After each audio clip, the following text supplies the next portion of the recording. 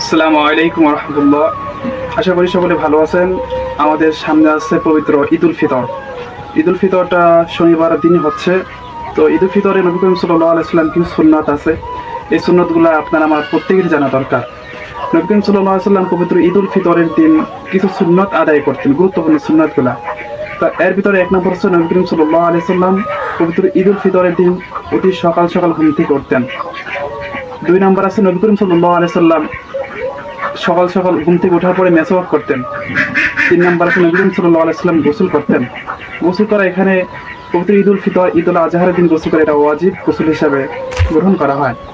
চার নম্বরে নবী করিম সাল্লাল্লাহু আলাইহি ওয়াসাল্লাম অতি সকাল সকাল ঈদগাহ ময়দানে যেয়ে প্রস্তুত হতেন, ঈদগাহ ময়দানে যেতেন। এবং পাঁচ নম্বরে নবী করিম সাল্লাল্লাহু আলাইহি ওয়াসাল্লাম ঈদের নামাজটা ঈদগাহে যে আদায় দিতেন। সাত নম্বরে নবী করিম সাল্লাল্লাহু আলাইহি ওয়াসাল্লাম ঈদগাহে যে পথে যাইতেন ডান দিক থেকে আসতেন এবং বাম দিক থেকে। এবং আট নম্বর হচ্ছে নবী করিম সাল্লাল্লাহু আলাইহি ওয়াসাল্লাম এই দিন মিষ্টান্ন মুখ করে ঈদগাহে যেতেন। দেখা যায় আমরা নবী করিম সাল্লাল্লাহু আলাইহি ওয়াসাল্লাম ভিনজোরে খেজুর খেতেন, 3টা অথবা 5টা 7টা এভাবে ভিনজোরে খাবার খেজুর খেতেন। যদি আমরা মিষ্টান্ন খেজুর না খাই অথবা অন্য কিছু খাবার আমরা খেতে পারবো, মিষ্টান্ন খাবার, এটা হচ্ছে নবী করিম সাল্লাল্লাহু আলাইহি ওয়াসাল্লাম একটা সুন্নাহ। যাই হোক, আলোচনা করছি আল্লাহ রাব্বুল আলামিন এই নবীজির সুন্নাত ভিত্তিতে আমাকে এবং আপনাদেরকে আমল করার তৌফিক দান করেন। সকলে বলেন আমিন।